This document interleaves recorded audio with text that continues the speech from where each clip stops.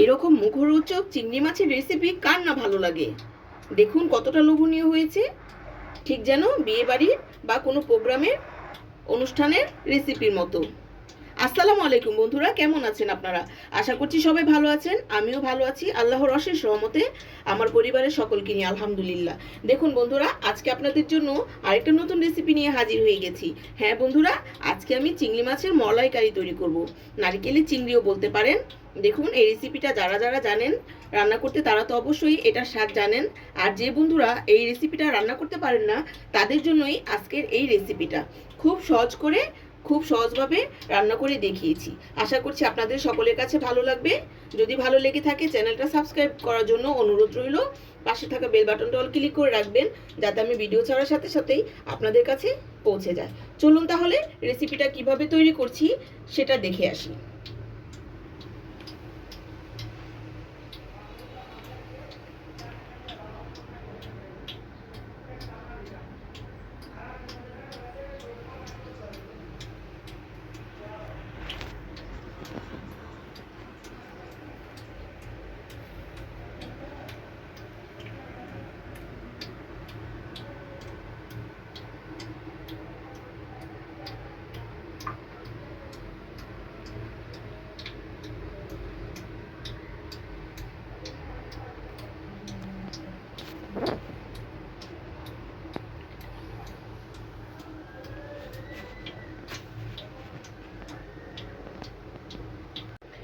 দেখুন বন্ধুরা, মাছগুলি কেটে বেছে ধুয়ে নিয়েছি, আর যা যা লাগবে সবগুলো উপকরণ নিয়ে নিয়েছি। চলুন তাহলে রান্নাটা শুরু করে দিচ্ছি।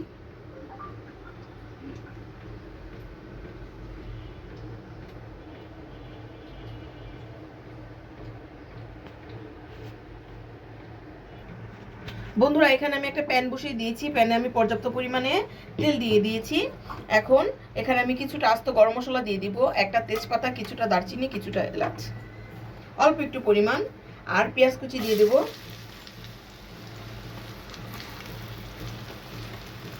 এখন বন্ধুরা, পেঁয়াজটাকে আমি অল্প একটু নাড়াচাড়া করে রান্না করে নেব।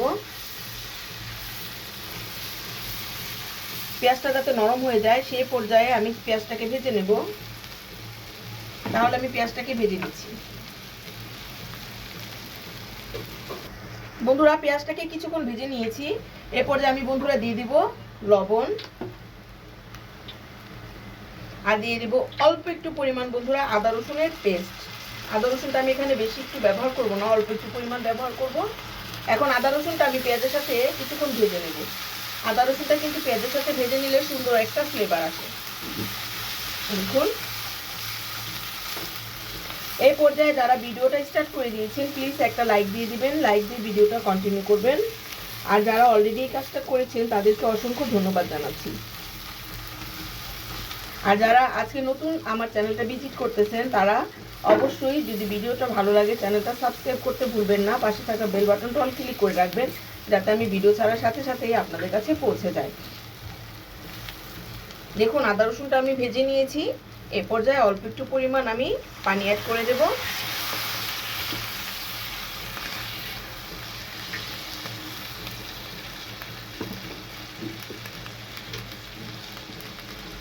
এখন গুঁড়ো মশলাটা অ্যাড করে দেব।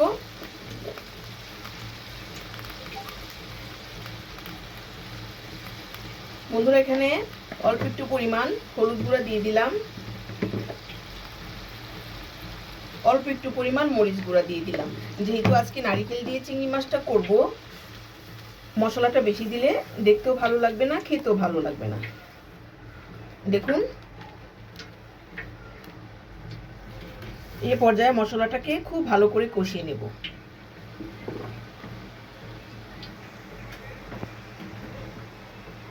দেখুন বন্ধুরা, মশলা কিন্তু খুব ভালো করে কষিয়ে নিয়েছি। এরপর যে আমি দিয়ে দেব নারকেল বাটা। বন্ধুরা, এখানে আমি পরিমাণ মতো নারকেল নিয়ে নিয়েছি, আর কিছুটা কাজু বাদাম একসাথে ব্লেন্ড করে নিয়েছি। বন্ধুরা দেখুন, এখন নারকেলটা আর মশলাটাকে অল্প কিছুক্ষণ একটু কষিয়ে নেব, যাতে নারকেলের কাঁচা যে একটা স্মেল থাকে সেটা বেরিয়ে যায়।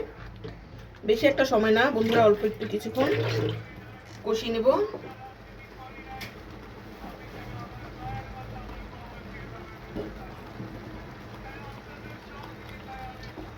তাহলে কিছুক্ষণ কষিয়ে নিচ্ছি।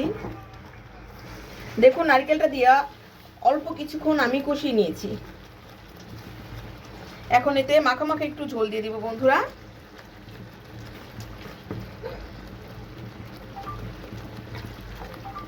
অল্প একটু পরিমাণ, যাতে মাছটা আর কি সিদ্ধ হয় সেরকম একটু আন্দাজ করে ঝোলটা দিয়ে দিব। আর এতে দিয়ে দেব বন্ধুরা কাঁচামরিচ। বন্ধুরা আমি এখানে অল্প একটু মুখটা চিড়ে নিয়েছি, বেশি একটা চিড়ে নিইনি। আপনারা যদি ঝালটা বেশি পছন্দ করেন তাহলে একটু ফালি করে দিতে পারেন। দেখুন এই পর্যায়ে বলকও চলে এসেছে। এখন আমি মাছগুলিকে বিছিয়ে দেব।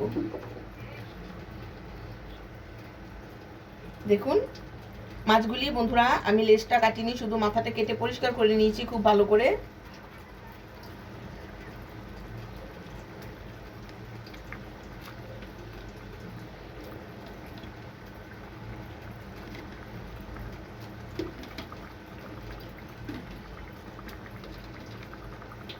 দেখুন সবগুলি মাছ দিয়ে দিয়েছি। এখন আলতো আলতো করে বন্ধুরা মাছগুলিকে, আর চিংড়ি মাছ এমন একটা মাছ বন্ধুরা, চিংড়ি মাছের তরকারি রান্না করতে বেশি একটা সময় লাগে না, খুব অল্প সময় কিন্তু মাছের তরকারিটা হয়ে যায়। দেখুন প্রথমে নিচের সাইডটু একটু সিদ্ধ হবে, তারপর আমি মাছটাকে আলতো হাতে উল্টিয়ে রান্না করে নেব। তা না হলে এরকম পাতিলার হাতলটা ধরে এভাবে নাড়িয়ে দিতে পারেন।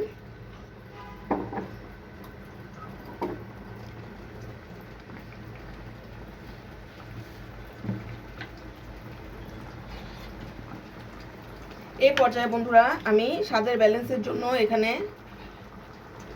হাফ চামচ চিনি দিয়ে দেব। আপনারা চিনিটা যদি পছন্দ না করেন তাহলে স্কিপ করতে পারেন, কেননা নারকেলের যে কোনো রেসিপি তৈরি করলে চিনিটা দিলে স্বাদের ব্যালেন্সটা ভালো পাওয়া যায়।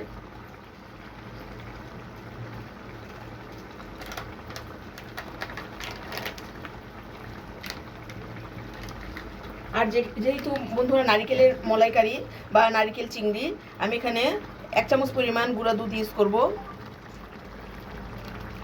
গুঁড়া দুধটা বন্ধুরা সুন্দর একটা রাজকীয় ফ্লেভার দেবে। দেখুন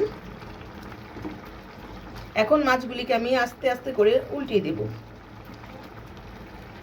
দেখুন এই পর্যায়ে বন্ধুরা দেখতে কতটা সুন্দর হয়েছে, দেখতে কতটা লোভনীয় লাগছে।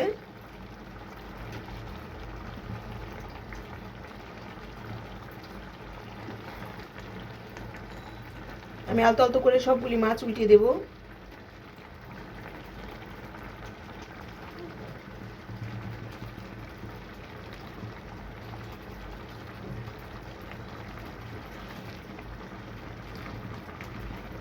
এরকম করে বন্ধুরা আমি কিছুক্ষণ মাছগুলিকে রান্না করে নিচ্ছি। ফিরে আসছি কিছুক্ষণ পর।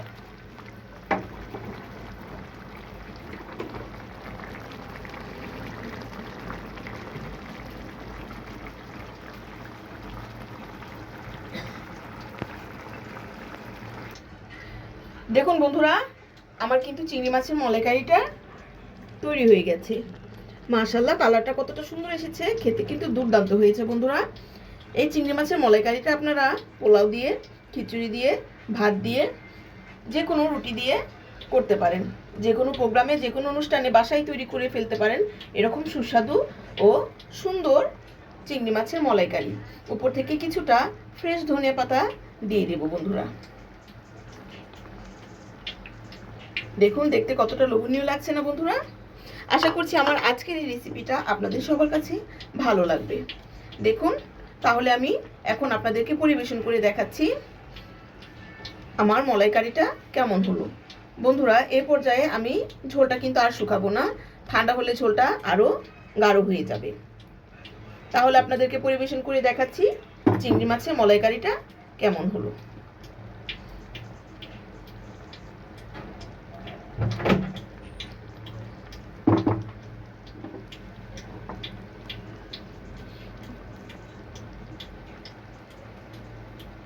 দেখুন বন্ধুরা এখানে আমি একটা প্লেট নিয়ে নিয়েছি।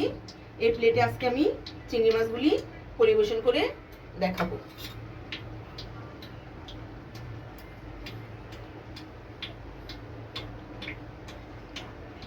বন্ধুরা, চিংড়ি মাছের সাইজটা দেখে নিশ্চয়ই বুঝতে পারছেন মাছগুলি কিন্তু অনেক বড় ছিল।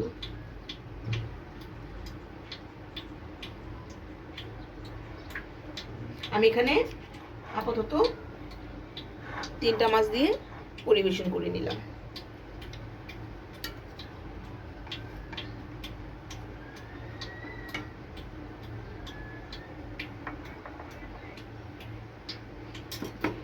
উপর থেকে কিছুটা গ্রেভি দিয়ে দেব বন্ধুরা।